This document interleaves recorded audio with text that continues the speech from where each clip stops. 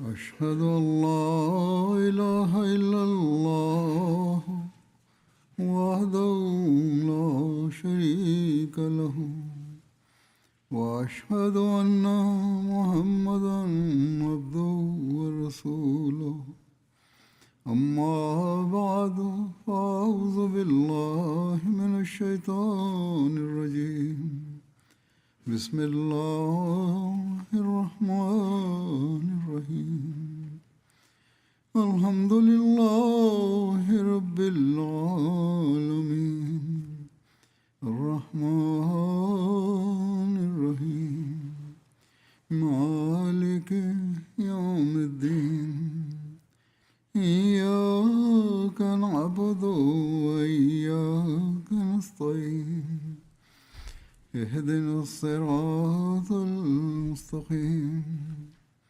صراط الذين أنعمت عليهم غير المغضوب عليهم ولا الضالين हम इस बात पर यकीन और ईमान रखते हैं que si un être humain parfait a vu le jour en ce monde, il s'agit du saint prophète Muhammad Mustafa sallallahu alayhi wa sallam. Ni avant lui un être humain parfait semblable à lui n'est né, ni après lui un tel être ne pourra naître. L'accomplissement des droits d'Allah le Très-Haut et l'accomplissement des droits des serviteurs, ainsi que les plus hauts standards de toutes les qualités morales et humaines sont réunis en la personne du saint prophète Muhammad Mustafa sallallahu alayhi wa sallam. Prenez n'importe quelle vertu, il en possédait les plus hauts critères qui n'existaient, n'existent et n'existeront jamais chez aucun être humain.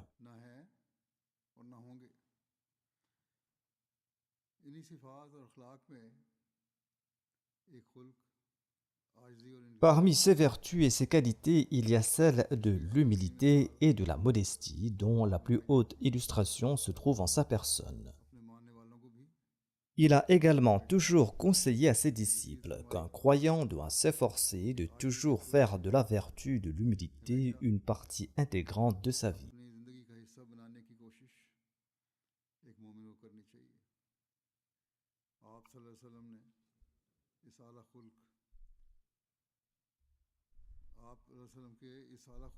Allah, dans le Saint-Coran, a ordonné que le caractère élevé du saint prophète Muhammad sallallahu alayhi wa sallam soit annoncé en ces termes. Qul innama ana basharum mithlukum. Dis-leur donc, je ne suis qu'un être humain comme vous.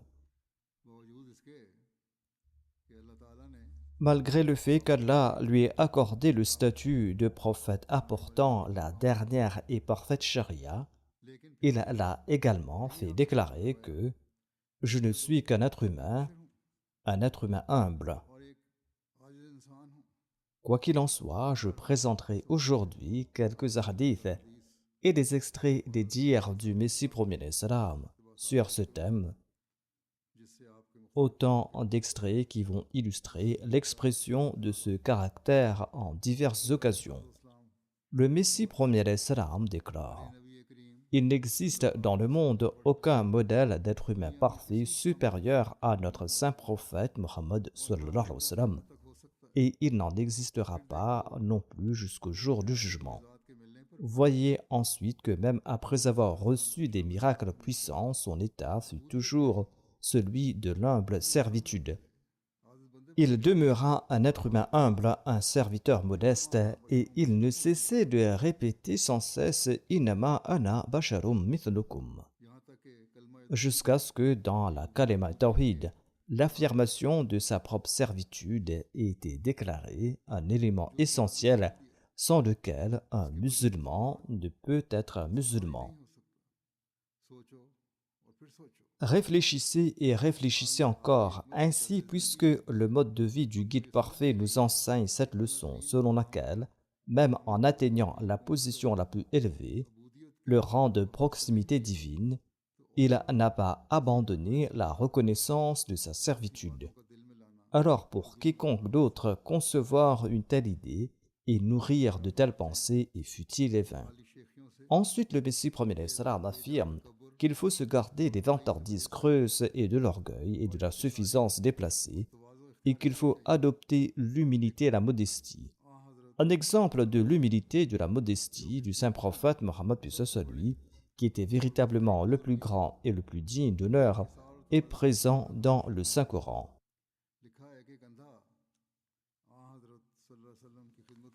Il est dit qu'un homme aveugle avait l'habitude de venir auprès du saint prophète Mohammed lui pour apprendre le Saint-Coran.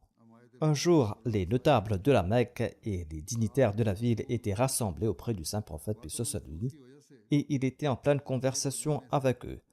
L'aveugle s'est levé et est parti après un certain temps, dû à l'occupation du saint prophète Mohammed lui par ces discussions. C'est là certes un incident insignifiant, mais Allah a révélé une sourate à ce sujet. Sur ce, le saint prophète s'est rendu chez lui, l'amena et le fit s'asseoir en étendant son propre manteau béni. La vérité est que ceux dont le cœur est rempli de la grandeur divine doivent nécessairement être humbles et modestes, car ils restent toujours craintifs et tremblants devant l'indépendance de Dieu. Ce n'est donc pas qu'un événement relaté dans le Saint-Coran par le Messie premier d'Islam, mais c'est plutôt une leçon qui nous a été donnée ici. Notamment que le saint prophète Mohammed est pour vous un excellent modèle. Efforcez-vous vous aussi d'atteindre les plus hauts standards de l'humilité et de la modestie si vous revendiquez l'aimer. Le saint prophète Mohammed attirant un jour l'attention d'un croyant sur la réalité de l'humilité et sa pratique a dit, selon un récit rapporté par Ibn Abbas que le saint prophète Mohammed lui a déclaré: deux chaînes sont toujours attachées à la tête de chaque être humain. Une chaîne est dirigée vers le ciel et une autre vers la terre. Quand le serviteur adopte l'humilité et la modestie, l'ange qui tient la chaîne céleste le soulève. Allah accorde une position élevée au serviteur qui s'abaisse avec humilité. Et quand il fait preuve d'arrogance et de rébellion, la chaîne terrestre le tire vers le bas. Aucun acte d'une personne arrogante n'est acceptable. Elle est tombée aux yeux d'Allah. Cet acte est tombé à terre.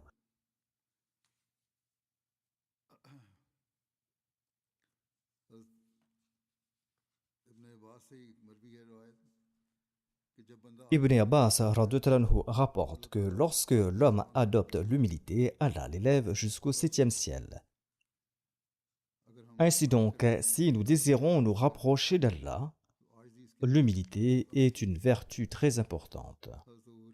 Abu Huraira rapporte que le messager d'Allah a déclaré: la charité ne diminue en rien la richesse, et Allah n'accroît personne en raison du pardon qu'en honneur. C'est-à-dire que l'honneur augmente par le pardon. Et personne ne s'humilie pour Allah sans qu'Allah ne l'élève. Ainsi, ces principes ont été énoncés pour un croyant, notamment que l'aumône et le sacrifice financier ne diminuent pas la richesse mais l'augmentent. Par conséquent, ôtez de votre cœur le doute qu'un sacrifice financier diminuera votre richesse. Pardonner et faire preuve d'indulgence ne diminue pas l'honneur mais l'augmente. Si les gens reconnaissaient cette vérité, de nombreux problèmes liés aux conflits sociaux et aux querelles au sein de la société seraient résolus. Ensuite, il a déclaré: en adoptant l'humilité, Allah le Tout-Puissant accorde l'élévation. Plus vous serez humble, plus Allah vous accordera une position élevée. Quels étaient les propres critères d'humilité du saint prophète Mohammed sallallahu alayhi wa sallam? Anas bin Malik rapporte qu'une fois, une personne s'est adressée au saint prophète Mohammed sallallahu alayhi wa sallam en disant: ô Mohammed sallallahu alayhi wa sallam, ô notre chef, ô fils de chef, ô notre bienfaiteur, fils d'un bienfaiteur, Le saint prophète a déclaré aux gens: faites de la taqwa une obligation pour vous, de peur que Satan ne vous égare. Je suis Mohammed bin Abdullah, le serviteur d'Allah et son prophète. Par Allah, je n'aime pas que vous m'éleviez au-dessus du rang qu'Allah m'a accordé. Ainsi, ce que Allah lui a fait proclamer, il l'a également prouvé par son exemple pratique.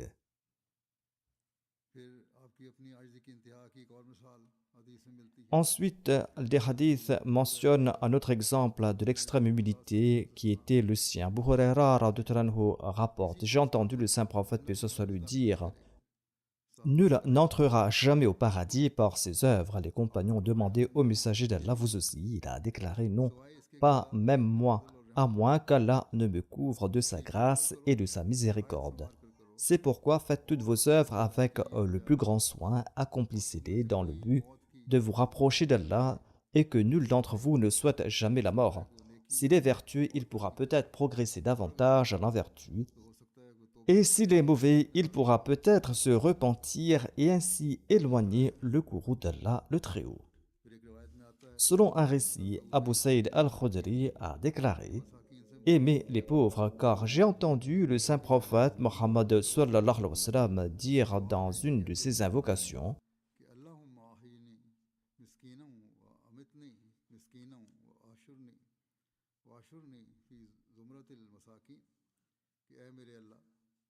c'est-à-dire, ô mon Allah, fais-moi vivre comme un indigent, fais-moi mourir comme un indigent, et ressuscite-moi parmi le groupe des indigents. Abdullah bin Abi Awfa a rapporté que le messager d'Allah sallallahu alayhi wa sallam pratiquait beaucoup le dhikr et il ne s'adonnait pas à des actes futiles, ce qui signifie qu'il mentionnait beaucoup Allah, il allongeait la prière, raccourcissait le sermon et il ne dédaignait pas de marcher avec une veuve et un indigent pour satisfaire leurs besoins. C'était l'apogée de l'humilité. Ses critères d'adoration étaient certes élevés, mais son humilité était telle également qu'il accordait son temps avec une patience et une indulgence totale pour écouter n'importe quel indigent et veuve. Anas bin Malik radhiyallahu anhu a rapporté que même une esclave parmi les habitants de Médine, pour ses besoins, prenait à la main du messager d'Allah, paix soit lui, et l'emmenait où elle voulait. Anas a rapporté qu'une femme dont l'esprit était quelque peu altéré a dit: ô messager d'Allah, j'ai une requête à vous faire. Le saint prophète a dit: ô mère d'un tel, emmène-moi dans la ruelle que tu souhaites jusqu'à ce que j'ai accompli ton affaire.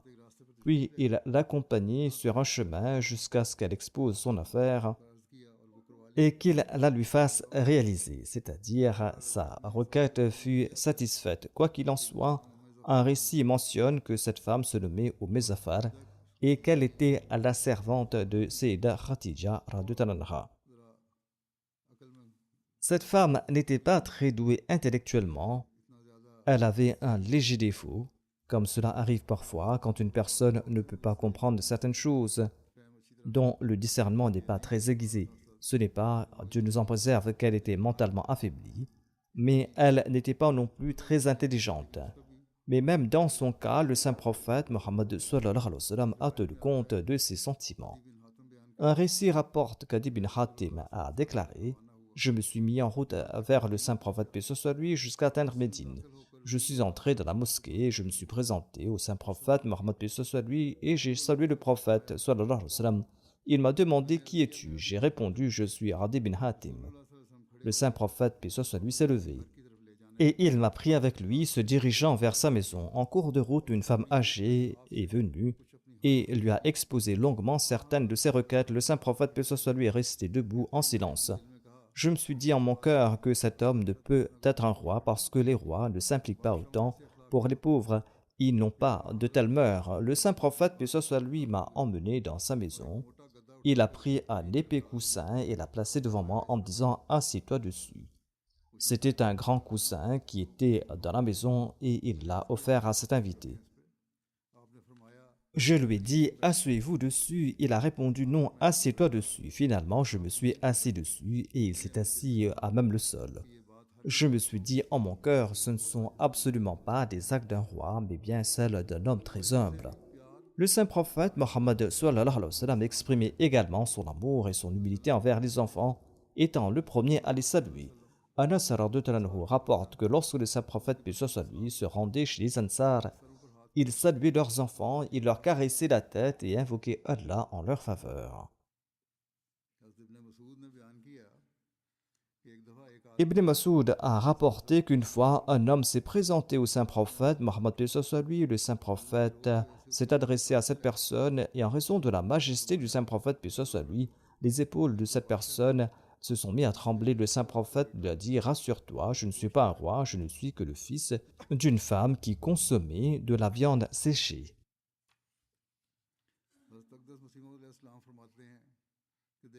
Le Messie premier d'Islam déclare « Voyez bien que les succès de notre saint prophète Mohammed paix soit lui étaient tels que l'on n'en trouve pas d'exemple parmi tous les prophètes précédents.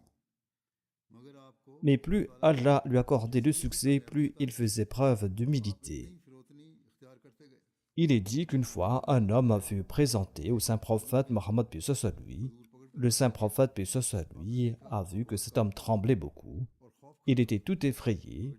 Mais quand l'homme s'approcha, l'envoyé d'Allah paix soit lui a demandé avec la plus grande douceur et gentillesse « Pourquoi es-tu si effrayé? Après tout, je ne suis qu'un être humain comme toi. Je ne suis que le fils d'une vieille femme. »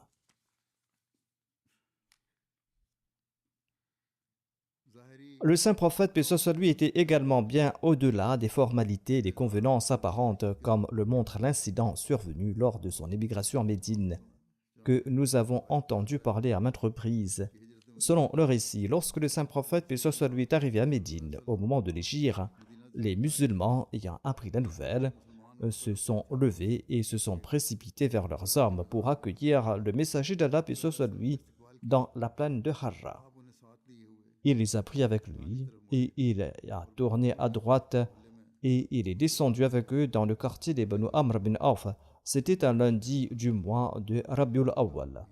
Abu Bakr radhiyallahu anhu s'est levé pour rencontrer les gens tandis que le messager d'Allah paix soit lui est resté assis en silence.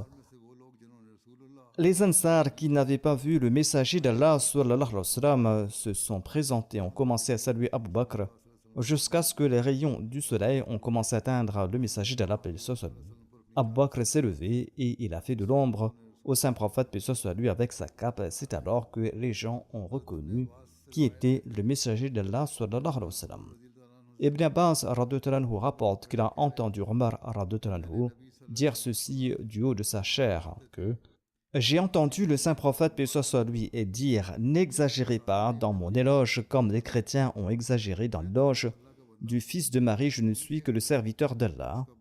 Et vous dites que je suis son serviteur et son messager. » De même, Ali bin Hassan a rapporté de son père « Aimez-nous en raison de l'amour pour l'islam, car le messager d'Allah sallallahu alayhi wa sallam m'a dit « N'exagérez pas mon rang et ma dignité, car Allah le Très-Haut a fait de moi son serviteur avant de faire de moi son messager. » Le saint prophète paix soit lui a déclaré « Aimez-moi pour la cause de l'islam. » Mortarif a rapporté que mon père a relaté « Je me suis rendu auprès du messager d'Allah sallallahu alayhi wa sallam avec la délégation des Banu Amir et nous avons déclaré « Vous êtes notre chef. » Il a répondu « Le chef c'est Allah, le béni, le Très-Haut. » Nous avons dit « Vous êtes le plus excellent parmi nous par votre grâce et le plus grand d'entre nous en bienfaisance. » Le saint prophète a répondu « Exprimez-vous. » Ou il aurait dit « Exprimez vos paroles de peur que Satan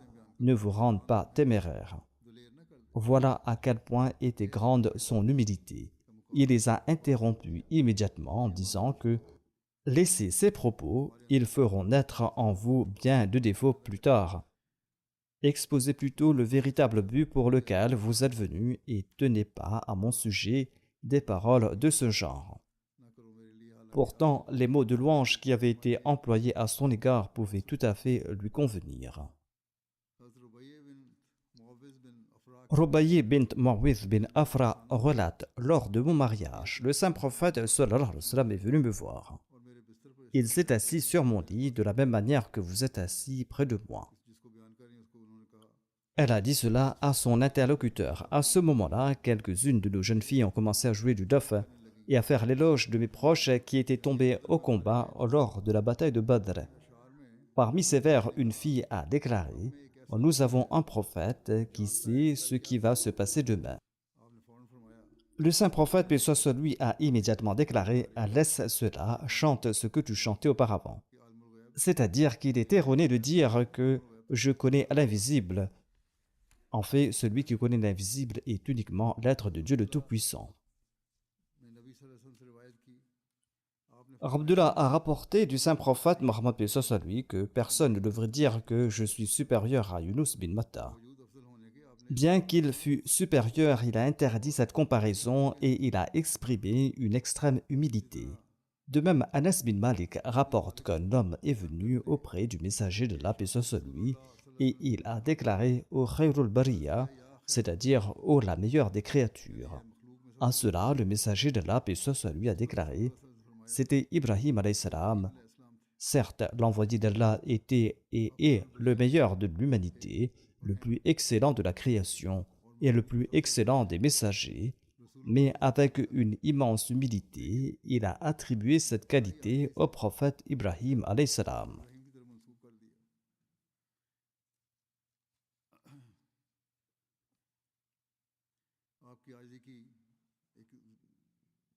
Une illustration de son humilité est relatée comme suit.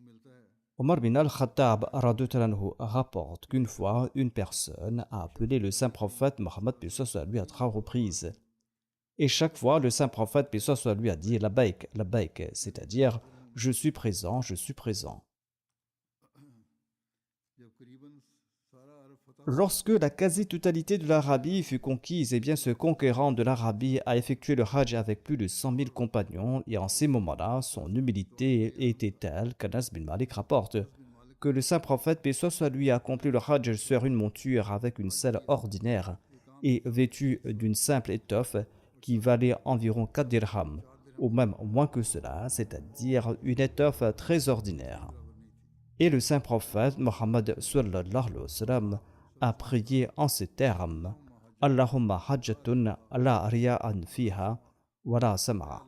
Oh Allah, c'est un pèlerinage où il n'y a ni ostentation, c'est-à-dire ni démonstration, ni recherche de renommée. Le Messie premier d'Islam déclare en louant et en faisant l'éloge du saint prophète Mohammed paix soit sur lui que de ces noms, le nom Ahmad est une manifestation de la beauté et qu'en contraste, le nom Mohammed est une manifestation de la majesté. Ainsi, le saint prophète possédait ces deux noms. La raison en est que dans le nom Mohammed réside le secret de la bien-aimance, c'est-à-dire que le nom de Mohammed recèle le secret d'être aimé, signifiant qu'il est le bien-aimé d'Allah, le Très-Haut. Ceci parce qu'il est le compendium de toutes les louanges et qu'une beauté parfaite ainsi que le fait d'être le compendium de toutes les louanges exige la majesté et la grandeur. Il est la somme de toutes les louanges et la somme de toutes les louanges n'a lieu que lorsque la majesté d'Allah se manifeste également en lui et qu'il exprime et que le rang élevé qu'Allah lui a accordé soit aussi sa manifestation. Cependant, dans le nom Ahmad réside le secret de l'ardeur amoureuse. La nuance de l'amour ardent y est dissimulée, car la qualité de louangeur exige l'humilité, la soumission amoureuse et la modestie. Le nom Ahmad est un état de beauté parce qu'il contient l'amour, et cet état demande de l'humilité et de la modestie. Le Messie premier d'Islam affirme que notre prophète sallallahu alayhi wa sallam possédait également le statut de bien-aimé, ce que le nom Mohammed exigeait. Le nom Mohammed exigeait cela, c'est-à-dire que le nom Mohammed exigeait qu'il soit le bien-aimé de Dieu le Tout-Puissant. Car être Mohammed, c'est-à-dire être le rassembleur de toutes les louanges, engendrait le statut de bien-aimé. Et le saint prophète Mohammed sallallahu alayhi wa sallam possédait également le statut d'amant, ce que le nom Ahmad exigeait. C'est-à-dire que le nom Ahmad exigeait qu'il ait aussi la capacité d'aimer, car pour celui qui loue, eh bien, il est essentiel d'être celui qui aime. Chaque personne ne fait une louange sincère et complète de quelqu'un si elle est son admirateur, voire son amant, Et pour être un admirateur ou un amant, l'humilité est indispensable. Pour être l'amant de quelqu'un, il est nécessaire de faire preuve d'humilité. L'amour ne se manifeste pas par l'intimidation et c'est cette condition de beauté qui est inhérente à la réalité de l'Ahmadiyya. Le statut de bien-aimé qui était caché dans le nom de Mohammed s'est manifesté par l'intermédiaire des compagnons et la majesté d'être le bien-aimé de Dieu a réprimé ceux qui étaient dédaigneux et insoumis. Puisque le saint prophète était le bien-aimé d'Allah, Allah a alors manifesté sa grandeur et c'est par l'intermédiaire des compagnons qu'il a montré cette grandeur en réduisant les ennemis en pièces. En détaillant davantage cela, le Messie prophète l'Islam explique que parmi les noms bénis du saint prophète, paix soit sur lui, il y a un secret. Les deux noms, Mohammed et Ahmad, possèdent deux perfections distinctes. Le nom de Mohammed implique la grandeur et la majesté, ayant été loué au plus haut degré, et il contient une dimension d'amour passionné, car l'être aimé est loué. Il est donc nécessaire qu'il y ait en cela une nuance glorieuse, mais le nom d'Ahmad contient en lui une nuance d'amoureux, car louer est la tâche de l'amant. Il ne cesse de louer son bien-aimé, c'est pourquoi, de même que Mohammed, dans sa qualité d'aimer, désire la gloire et la grandeur, de même Ahmad, dans sa qualité d'amant, désire la simplicité et la modestie. Ce second nom, Ahmad, manifeste l'attribut d'humilité et de modestie. Il y avait là un secret, sa vie fut divisée en deux parties.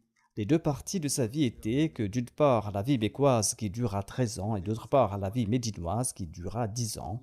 Durant la vie mécoise, il eut la manifestation du nom d'Ahmad. À cette époque, ses jours et ses nuits s'écoulaient en pleurs et supplications, en quête d'assistance et en prière devant Allah le Tout-Puissant. L'humilité et la modestie atteignirent leur paroxysme en sa personne, bien que la situation fût la même par la suite. Mais ici, seule cette qualité se manifestait.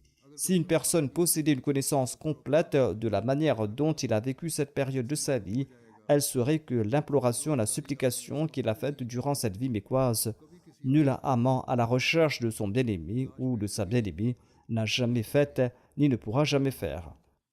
Le Messie premier l'Islam présente l'exemple de la façon dont l'anéantissement du saint prophète, paix soit lui, dans l'amour de Dieu s'est manifesté à cette période.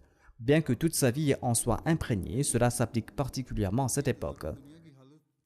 Ainsi, sa supplication n'était pas pour lui-même, mais cette supplication était due à une pleine connaissance de l'état du monde. Étant donné que toute trace de dévotion à Dieu avait disparu du monde et qu'en son âme et en son essence, une délectation et une joie étaient nées de sa foi en Allah, il désirait naturellement imprégner le monde de cette délectation et de cet amour. De notre côté, en observant l'état du monde, il voyait que la capacité à leur nature s'était développée de manière étrange et qu'il faisait face à de grandes difficultés et calamités. Il pleurait et se lamentait sur cet état du monde, et ce à point qu'il était presque à en mourir. C'est en référence à cela qu'Allah a déclaré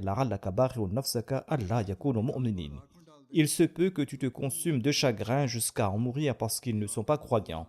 Ceci reflète sa vie de supplication et la manifestation du nom Ahmad. À cette époque, il était plongé dans une profonde absorption et cette absorption s'est manifestée au moment de la vie médinoise et de la splendeur du nom Mohammed, comme l'indique ce verset. La première époque était celle de la vie d'Ahmad. Maintenant qu'il est arrivé à Médine, la splendeur de Mohammed est apparue. Comme mentionné précédemment, les ennemis ont été également anéantis par l'intermédiaire des compagnons. Ici, le Messie promet l'Islam explique que le moment de sa manifestation est venu, comme l'indique le verset Wastaftahu wa khaba kullu jabbarin anid. Ils ont prié pour la victoire et tout rebelle et ennemi de la vérité a échoué et a été privé de ses désirs. Une fois arrivé à Médine, quand l'ennemi a de nouveau fait preuve de docilité, la gloire de Mohammed s'y est de nouveau manifestée et chaque ennemi a été détruit et anéanti. Wastaftahu wa khaba kullu jabbarin anid. Ils ont demandé la victoire à Allah et Allah a de nouveau accordé la victoire sur l'ennemi et Allah a détruit et anéanti les ennemis du saint prophète Mohammed paix soit sur lui. Le Messie promet l'Islam explique la condition du saint prophète Mohammed paix soit sur lui apparaît dans certains passages avoir atteint la perfection en humilité et modestie. On y voit qu'à ce même degré, il est soutenu et illuminé par l'aide et la lumière du Saint-Esprit. Puisque notre saint prophète sallallahu alayhi wa sallam l'a démontré par son état pratique et actif à tel point que le cercle de ses lumières et de ses bénédictions est si vaste que son modèle et son ombre seront visibles jusqu'à l'éternité des éternités. Ce même modèle sera toujours visible. Par conséquent, même à cette époque, tout ce qui descend comme bienfait et grâce de la part d'Allah est obtenu par son obéissance et son suivi. Je dis la vérité et je le dis par mon expérience et que personne ne peut devenir véritablement vertueux et obtenir le plaisir d'Allah et ne peut bénéficier des récompenses, des bénédictions et des connaissances, des réalités et des révélations qui sont accordées au plus haut degré de purification de l'âme, à moins qu'il ne soit perdu dans le suivi du messager d'Allah sallallahu alayhi wa sallam. Et la preuve en est tirée de la parole même d'Allah le Tout-Puissant qui déclare قُلْ إِن كُنْتُمْ تُحِبُّونَ اللَّهَ فَاتَّبِعُونِي يُحْبِبْكُمُ اللَّهُ. C'est-à-dire, dis aux gens, si vous aimez Allah, suivez-moi, Allah vous aimera. Et je suis la preuve pratique et vivante de cette affirmation de Dieu, dit le Messie premier d'Islam. Le Messie premier d'Islam déclare que j'en suis la preuve pratique. J'aime le saint prophète Mohammed soit lui et les faveurs d'Allah descendent sur moi. Reconnaissez-moi par ces signes qui sont établis dans le Saint-Coran pour les bien-aimés et les saints de Dieu le Tout-Puissant. En somme, la perfection des mœurs du noble prophète était telle que si même une vieille femme lui prenait la main, il se levait, écoutait ses paroles avec la plus grande attention et ne la quittait pas tant qu'elle ne l'avait pas quittée elle-même. Un récit relate son humilité et sa simplicité comme suit. Anas bin Malik a rapporté que le messager d'Allah sallallahu alayhi wa sallam rendait visite aux malades, il assistait aux funérailles et il montait un âne. Ainsi, il prenait même une monture ordinaire et il acceptait l'invitation d'un esclave.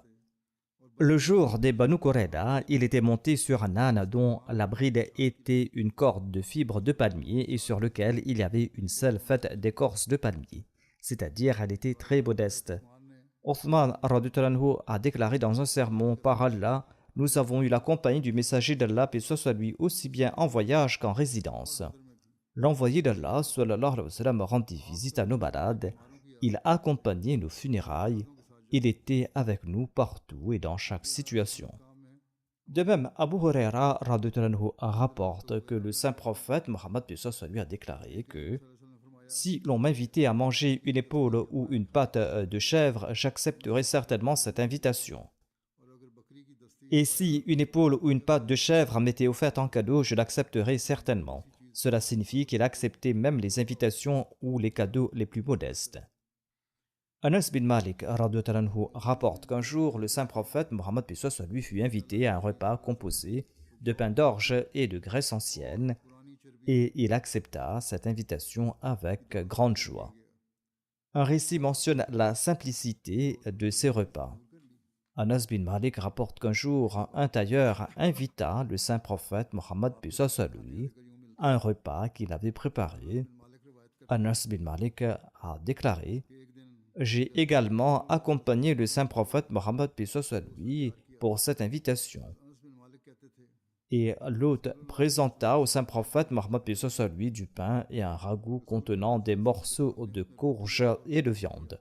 J'ai vu le saint prophète Mohammed lui prendre les morceaux de courge des bords du plat et laisser la viande.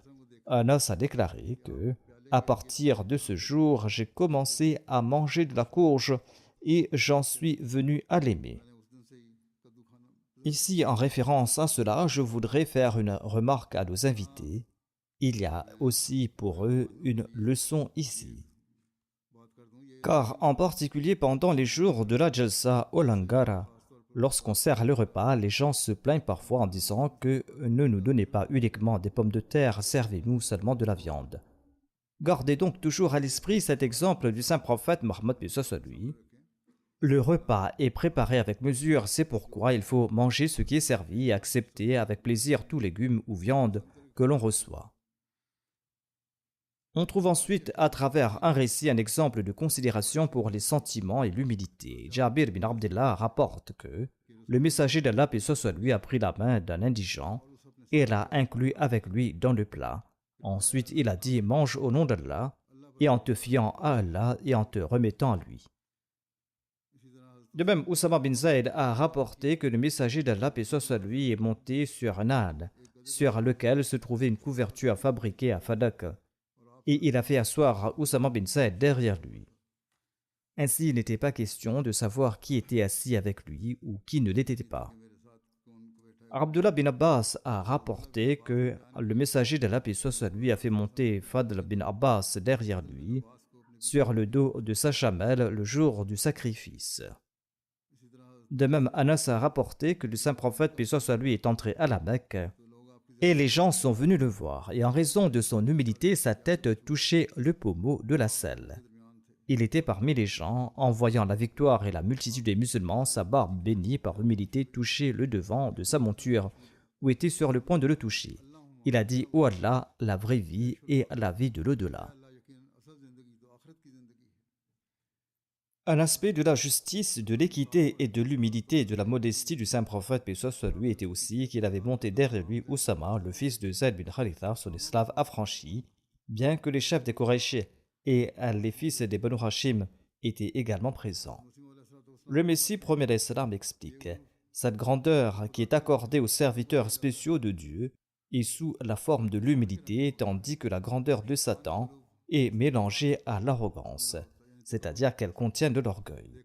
Lorsque notre noble prophète, paix soit sur lui, a conquis la Mecque, il a incliné sa tête et s'est prosterné de la même manière qu'il le faisait lors des jours de peine et de difficulté, lorsqu'il était combattu et tourmenté de toutes les manières dans cette même ville de la Mecque. Quand il a vu dans quel état il était parti de là et dans quel état il était revenu, son cœur fut rempli de gratitude envers Dieu et il s'est prosterné. Un récit rapporte d'après Abdullah bin Masoud que le jour de la bataille de Badr, un chameau était assigné pour 3 hommes parmi nous. Abu Lubaba et Ali étaient les compagnons du saint prophète Mohammed paix soit sur lui. Quand est venu le tour du saint prophète Mohammed paix soit sur lui de marcher à pied, les 2 hommes ont dit au saint prophète paix soit sur lui: nous allons marcher à votre place, restez montés. Le saint prophète Mohammed paix soit sur lui a déclaré: vous n'êtes pas plus robuste que moi pour marcher, et je n'ai pas moins besoin de la récompense que vous. Selon un autre récit, le saint prophète Mohammed paix soit sur lui était en voyage avec ses compagnons et il a ordonné de préparer une chèvre pour le repas. Un des compagnons a déclaré au messager d'Allah, paix soit sur vous: je prends la responsabilité d'égorger la chèvre. Un autre a déclaré au messager d'Allah, sallallahu alayhi wa sallam: il m'incombe de le dépecer. Un autre a dit encore: ô messager d'Allah, sallallahu alayhi wa sallam, je prends la responsabilité de cuisiner l'animal. Alors le saint prophète, paix soit sur lui, a déclaré: et il m'incombe de rassembler le combustible. Les compagnons ont déclaré: ô messager d'Allah, nous sommes suffisants pour vous. Le saint prophète Mohammed paix soit sur lui a déclaré que je sais que vous êtes suffisants, mais je ne veux pas me distinguer parmi vous, car Allah n'aime pas que son serviteur paraisse prééminent parmi ses compagnons. Ensuite, le saint prophète Mohammed paix soit sur lui s'est levé et il a commencé à ramasser du bois de chauffage.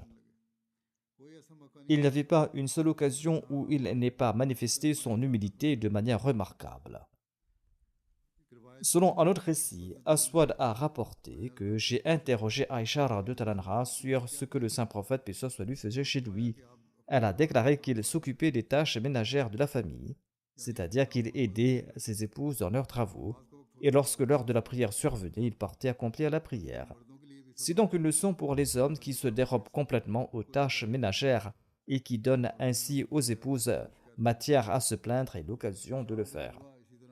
Hisham bin Urwa rapporte de même de son père qu'un homme a demandé à Aïcha radhiyallahu anha: le messager d'Allah paix soit sur lui faisait-il des travaux à la maison? Elle a répondu oui. Le messager d'Allah paix soit sur lui réparait ses sandales, il cousait ses vêtements et il travaillait dans sa maison comme n'importe lequel d'entre vous travaille dans sa maison. Il est ainsi devenu évident que les compagnons, en observant son exemple, aidaient également leurs épouses dans leurs travaux domestiques. Mais quoi qu'il en soit, il est aussi clair que la responsabilité première des tâches ménagères incombe aux épouses, et qu'en entendant cela, elles ne doivent pas penser qu'elles sont déchargées de leurs devoirs, mais qu'il est de la responsabilité des hommes de les aider.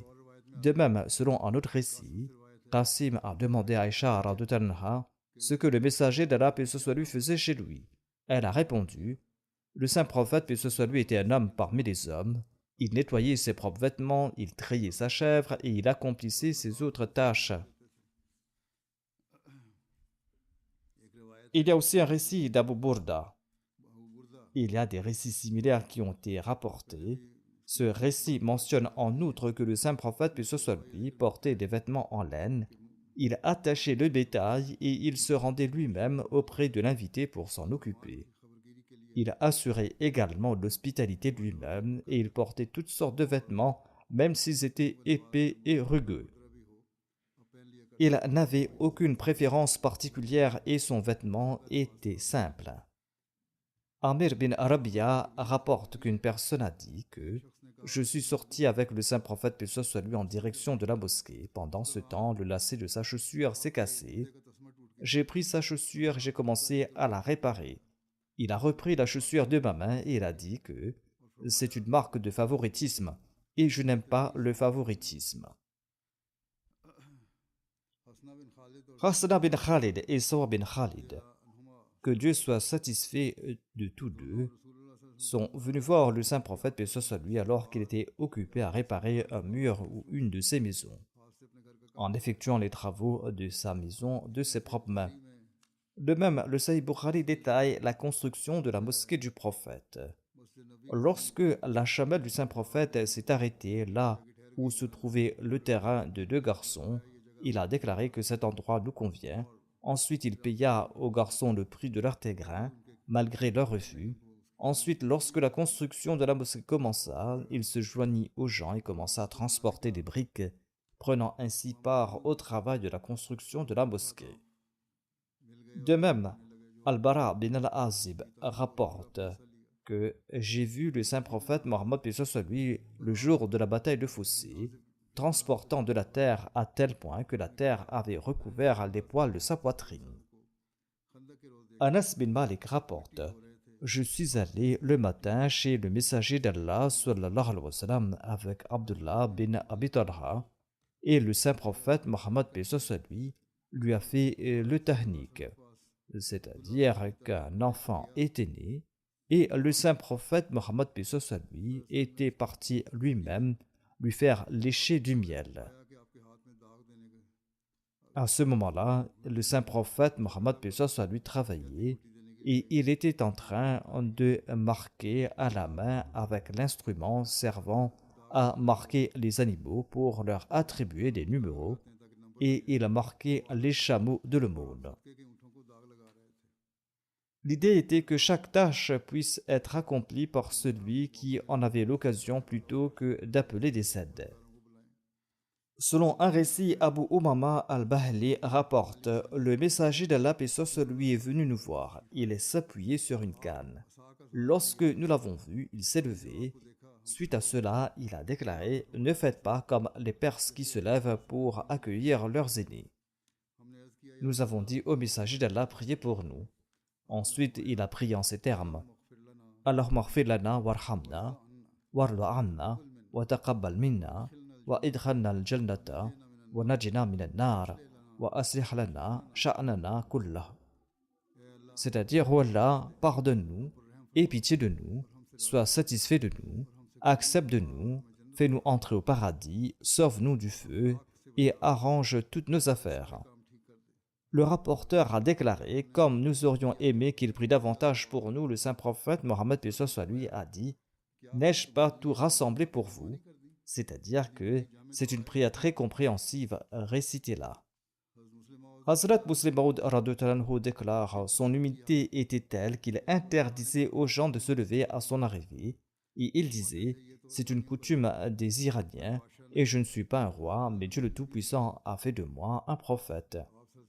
Ainsi, telles étaient les normes d'humilité du saint prophète Mohammed paix soit lui, qui n'ont d'égal nulle part ailleurs. Et c'est cet exemple que nous devrions nous efforcer de suivre afin que nous puissions nous aussi nous rapprocher d'Allah le Tout-Puissant. Le Messie premier Islam nous conseille, à la lumière de l'exemple du saint prophète Mohammed sallallahu alayhi wa sallam, en disant ceci, que, à mon avis, C'est la meilleure façon de se purifier et il n'est pas possible de trouver une meilleure voie que celle-ci, que l'être humain n'affiche aucune forme d'arrogance ni de fierté, qu'elle soit intellectuelle, familiale ou financière.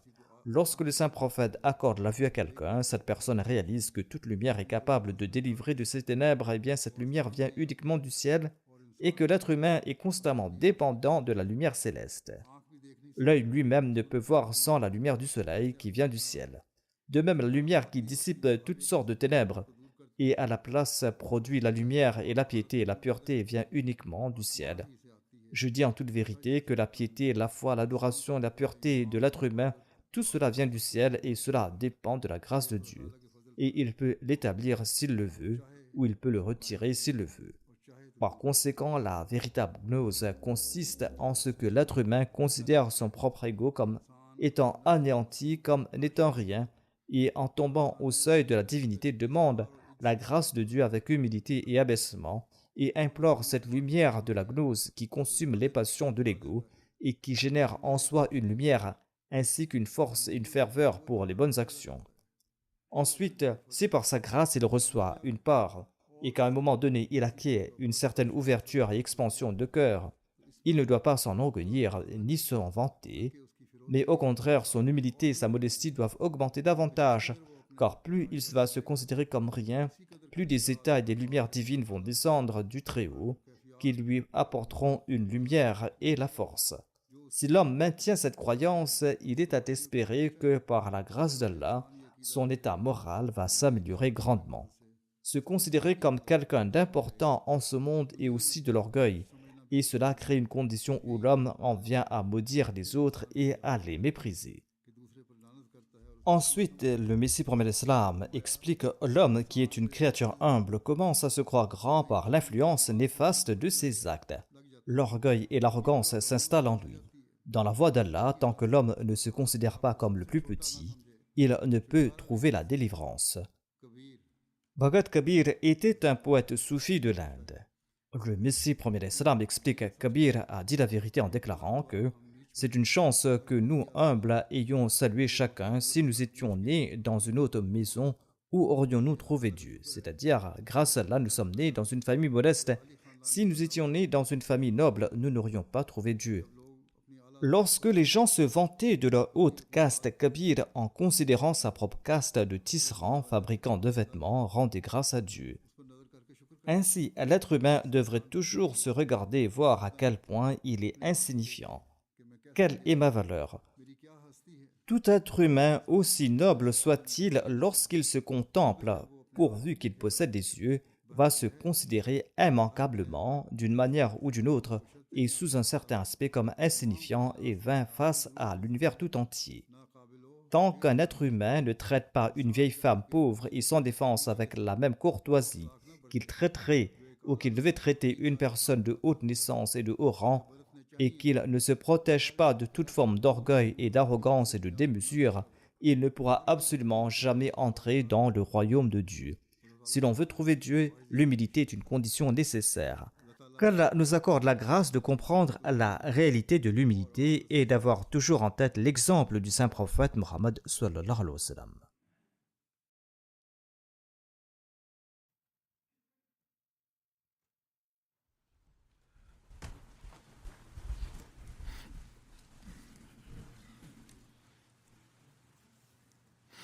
Alhamdulillah, alhamdulillah, nahmaduhu wa nasta'inuhu wa nastaghfiruhu wa nu'minu bihi wa natawakkalu alayhi wa na'udhu billahi min shururi anfusina wa min sayyiati a'malina.